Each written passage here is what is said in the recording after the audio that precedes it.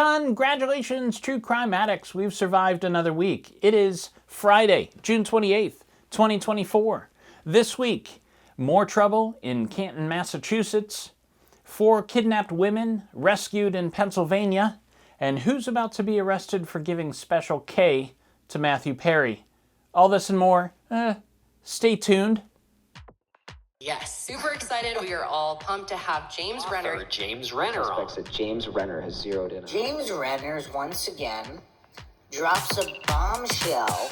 Investigative journalist, reporter James Renner, who's been on the podcast, longtime friend of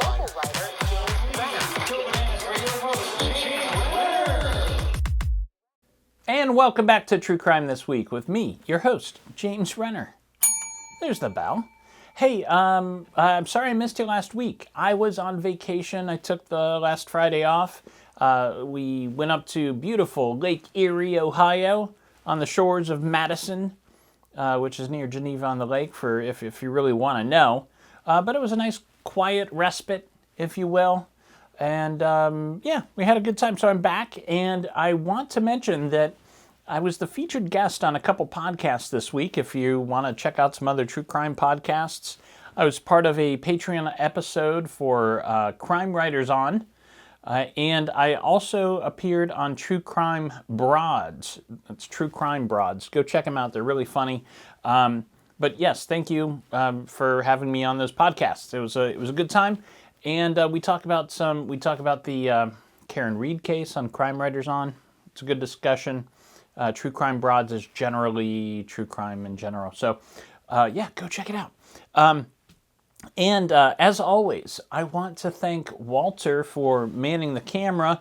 Walter's just back from getting a quick lobotomy after accidentally watching the first 3 episodes of The Acolyte. So who can blame him, right? It's the first Star Wars media I had to turn off. I like the non-binary stuff. That's fine. Great. It's the writing. The writing is atrocious, and they get rid of some canon events, and there's just no respect for the myth. The mythos. The canon. Anyways, I'm preaching to the choir, I think. Let's get to the top stories. Let's start talking about crime. We are patiently and impatiently awaiting the verdict in the Karen Reed case that might be coming later today. Before the weekend. They typically like to wrap these things up before the long weekend. So expect a verdict probably today. I'm getting a little concerned it's taking so long. It seems pretty obvious that there is reasonable doubt in this case. So hang on to that. And also, this case is so big, I'll give you a little scoop. There's already a project in development at Hulu. So you're going to see that case play out in docuseries and narrative films for a while. And it's a good one. It reminds me a little bit of The Departed and police cover-ups and things like that. So let's see how the verdict plays out. But that's not the only story brewing in Canton, Massachusetts, that involves possible police involved in a cover-up. I got to tell you about the story of Sandra Birchmore. And if you don't know the name yet, you will. Sandra was 23 years old and 3 months pregnant when she stopped showing up for work. Not a good sign. Police were called to do a wellness check. They found Sandra dead in her apartment, and this apartment complex is in Canton, Massachusetts, not far from where John O'Keefe was found. Sandra was in a seated position inside her apartment when found, and her neck was hanging from a ligature tied around her closet door handle. The medical examiner quickly ruled it a suicide, and people have died by suicide that way. Not often. It's really hard to do. Because your instinct is to fight, and it's a weird way to find a suicide. But like the Karen Reed case, there is a lot more going on here. Sandra was from Stoughton, which is about 10 miles from Canton, And when she was in middle school, she took part in the Youth Explorers program, which is kind of like the Scouts, but with police officers as leaders. Now, how awful is it that you probably have a sense of where the story is going already? When Sandra was in the Explorers program, she met 3 police officers, Matthew and William Farwell, who were twin brothers, and Robert Devine. An internal investigation report made public earlier this year concluded that all 3 men had inappropriate sexual relations with her, according to the Canton Citizen. Sorry for that. Officer Matthew Farwell began having sex with Sandra when she was just 15 years old, and that affair continued until shortly before her death. And when I say he was having sex with Sandra, I mean rape, because it's statutory rape at that point. The age of consent in Massachusetts is 16. Speaking of Matthew Farwell, who is alleged by a friend to be the father of Sandra's unborn child. Remember, she's pregnant. Farwell was likely the last person to see Sandra alive, and he was captured on surveillance cameras from the lobby of her apartment on February 1st, 2021. He enters wearing a mask. Now, remember, we're still kind of dealing with COVID at that point, but he's got a mask on, he's got his hood up. It's very hard to identify him, but they were able to identify that was Matthew Farwell. He enters her lobby, takes the elevator up. Short time later, he comes back down alone and heads out the door. And then next thing we know, her body's found in her apartment. Sandra's estate filed a wrongful death lawsuit in December 2022, and the estate's lawyer has really gone out of his way and just torn into these 3 officers in court hearings, saying they passed her around like she was a toy. One of the officers asked her to secretly record sexual encounters and then send him the videos. In his interview with state police, Matthew Farwell said he only had sex with Sandra 2 or 3 times. I don't believe that, by the way. The Farwells and Robert Devine have been allowed to resign from the police, but so far none of the 3 men have been charged with a crime. To make matters worse, since Sandra's death occurred in Canton, the department in charge of the investigation is the same department that was in charge of investigating the murder of John O'Keefe, and we've seen how great they were at that and how they protect their own at all costs. But things may soon change. Just this week, former New York City Chief Medical Examiner Dr. Michael Baden, who was hired by Sandra's family to review the autopsy reports, announced to the press that he believes it was no suicide, but it was in fact a strangulation murder dressed up to look like a suicide. Quote, Ms. Birchmore did not die of suicidal hanging, wrote Baden. Goes on to say, quote, the cause of Ms. Birchmore's death is strangulation and the manner of death is homicide, end quote. Baden points to how a bone in her neck had fractured, which is almost never seen in suicidal hangings, but seen in about half of all strangulation homicides. Now, I think the events of the last year have shown that a sweeping FBI investigation into corruption within the police force in eastern Massachusetts is way overdue. So keep an eye on this one. There's a bizarre case developing out of Pennsylvania this week. We're starting to get the details. Pennsylvania State Police have arrested 2 men who are accused of holding 4 women captive inside shipping containers at a home in Smithfield Township, according to ABC 27. 28-year-old Devon Jackson has been charged with kidnapping and sexual assault, and 19-year-old Isaiah Rogers Keeney is being charged as an accomplice. Apparently the men have been talking to police about what they've done, and police have pieced together a strange sequence of events. The story seems to be that these women who were found, these 4 women, were witnesses to a shooting that occurred in Wilkes-Barre, and Jackson and Rogers Keeney kidnapped them to keep them quiet. But when they got the women into the shipping container at this other property, this kidnapping escalated to rape. Jackson allegedly threatened to kill the women at one point with chainsaws. This may be the tip of the iceberg to a bigger story, though. Jackson owns another property in Pennsylvania that has ties to human trafficking. The women were rescued after a car chase with Jackson that ended in a Walmart parking lot Tuesday morning. And somehow I knew that this story would end in a Walmart parking lot, as they often do. Journalist Julian Assange is a free man once again. After more than a decade hiding out in foreign embassies and English prisons, as he tried to dodge extradition to the United States, Assange accepted a plea deal with federal prosecutors this week and pleaded guilty to one count of espionage on Wednesday at a court in Saipan, a U.S. Commonwealth located in the Pacific Ocean, according to The Guardian. Very odd little detail, but he had to physically be on U.S. soil in order to accept this deal. So that was kind of like a compromise. We'll do this little island that everybody's forgot about, and technically, we can make it happen there. Personally, I look at Julian Assange as and how people look at him as a litmus test for whether I respect a fellow journalist or not.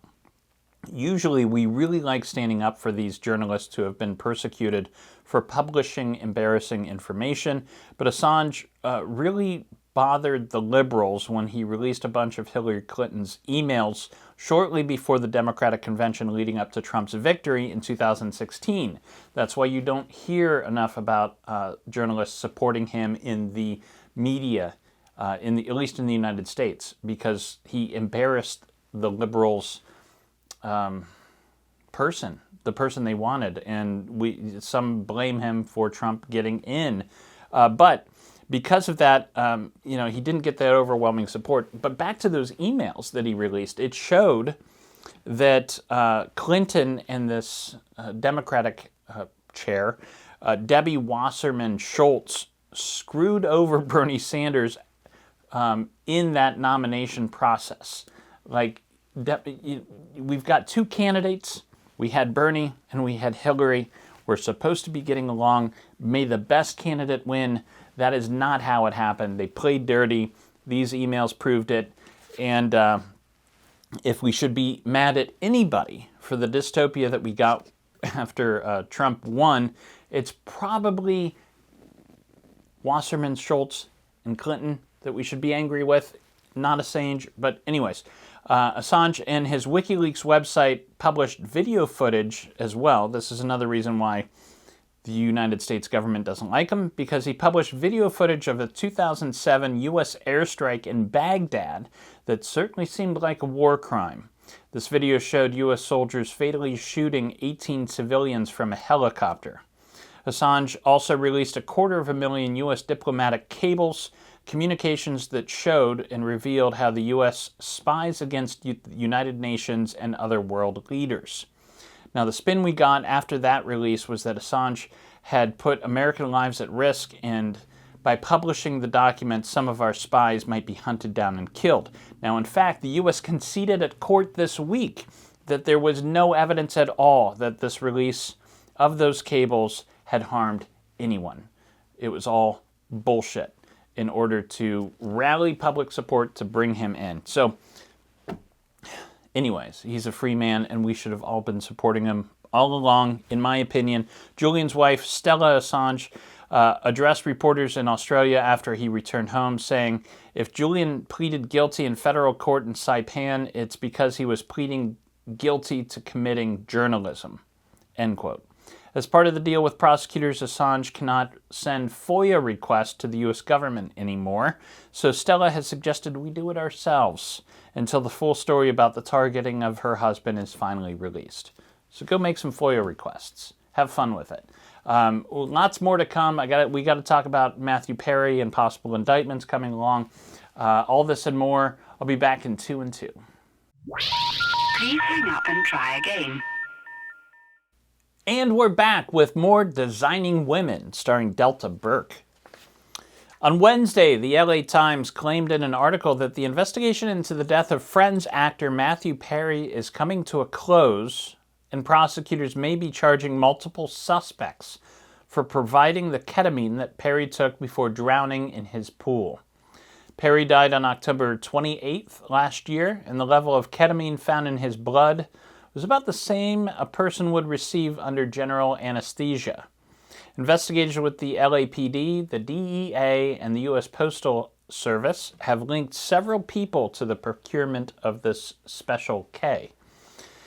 Perry's autopsy showed that there was no other illicit drugs in his system, and he had actually been sober for about 19 months. What he was doing was he was also doing kind of like legitimate ketamine therapy, which is something that they're trying that works with opioid addicts and post-traumatic stress disorder, things like that. There's a very specific, good use for this, but this ketamine that he got was not part of that program and had been obtained illegally. So it's kind of a weird case, but it looks like some people are going to get charged related to Perry's death. The death of a 12-year-old boy who died in North Carolina at a camp for troubled youth has been officially ruled a homicide this week, according to NBC News. Now, if you remember the story, I reported on it in February. This is the 12-year-old boy who died less than 24 hours after arriving at Trails, Carolina, which is one of those, tough, break the kids down and build up their character type of camps that are really creepy, and we seem to have too many of here.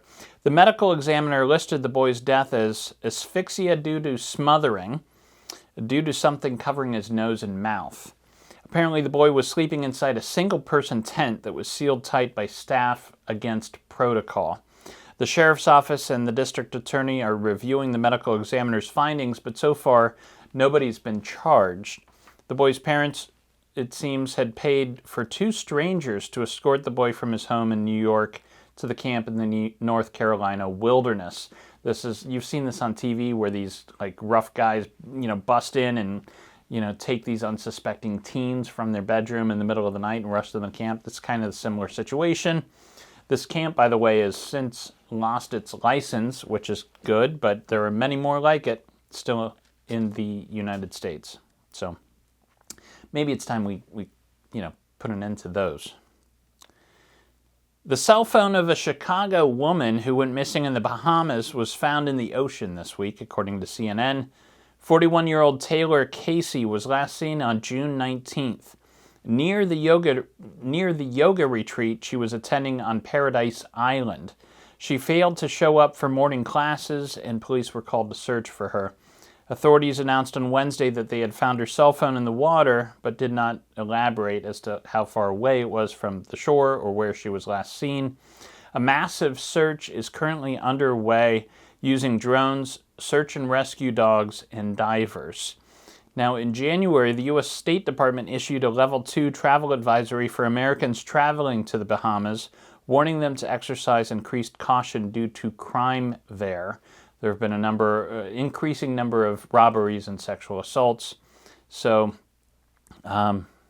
this is a strange one. It's a weird place to go missing, this yoga retreat down there. So expect to hear more of that this coming week.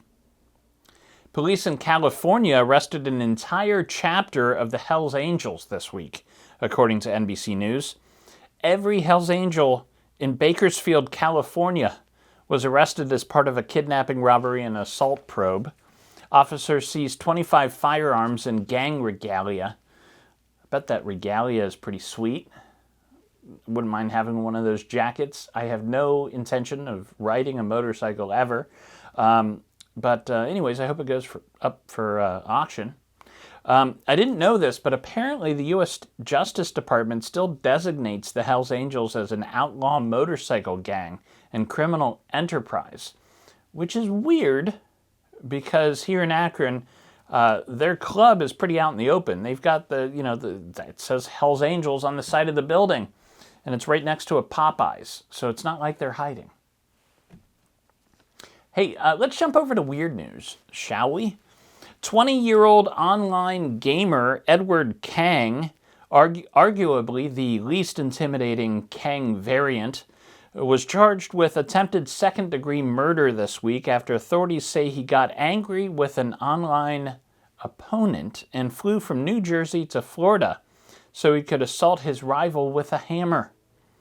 According to police, Kang and the other young man played Archage, a medieval one of those MMOs. What is it? The online multiplayer. I don't know. It's a nerd thing. It's like Warcraft, but like different and less fun. Apparently, this other guy stole some of his treasure or something, and that royally pissed off Kang. So Kang flew to Florida, got an Uber to take him to a hotel. Then he walked to a local hardware store and purchased a hammer. Then Kang went to the victim's home, which was unlocked, at about 2 a.m. on Sunday. When the victim stepped out of his room, Kang hit him in the head with the hammer before being subdued by the man's stepfather, who's not his real dad and doesn't understand that Archage is life. This, ladies and gentlemen, is why I never respond to friend requests while playing Hearthstone. Pop culture. If you're not watching The Perfect Wife on Hulu, don't you dare call yourself a true crime addict. You got to be caught up on this. This is the real-life Gone Girl case. Remember this? We all knew, right? Like, we knew when she came back. We're like, nah, we're not buying this story about the two women that held you in this, like, weird dungeon for a couple weeks.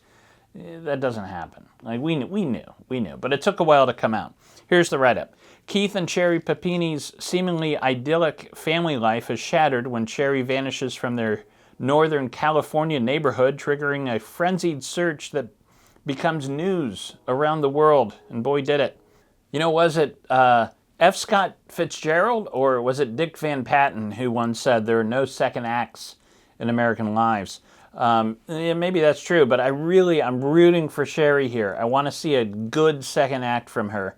I want to see somebody in her position do something extraordinary. How cool would that be for her to come back from all this and do something that benefits society? It's probably not going to happen, but man, that's a book right there. Speaking of books, the True Crime Book of the Week here on True Crime This Week. I got to work on the title of that thing. There's a new book about the Idaho murders. Here it is. When the Night Comes Falling, a Requiem for the Ohio Student Murders by Howard Bloom. What? Another book about the Idaho case? But listen. This is the one you need to read because Bloom is the shit. He's an old-time reporter. I think he's like in his 70s. Started with the Village Voice, New York Times. This guy is quality. So, yeah, it's like charting on like the audiobooks of true crime. It's a hardcover. It's all over the place. It's like #1 with a bullet. Here's the write-up. The definitive inside story of the Idaho murders from best-selling author Howard Bloom, whose groundbreaking coverage of the story was nominated for a Pulitzer Prize. Time for a trial that will capture the nation's attention. When the Night Comes Falling examines the mysterious murders of the 4 University of Idaho students. Having covered this case from its start, Edgar Award-winning investigative reporter Howard Bloom takes readers behind the scenes of the police manhunt that eventually leads to the suspected killer, Brian Christopher Kohberger, and uncovered larger, lurid questions within this unthinkable tragedy. Reminiscent of the panoramic portraiture of In Cold Blood and the Executioner's Song, When the Night Comes Falling offers a suspenseful, richly detailed narrative that will have readers transfixed. I wonder if he got Kohberger to talk. That's my big question. Anyways, check it out. When the Night Comes Falling. It can't be bad. So, anyways, that's the show for this week. That's the shizzy, as they say here in Cleveland. And by the way, Cleveland was the home to Murray Saul, the godfather of radio here. And what he used to say was, you gotta get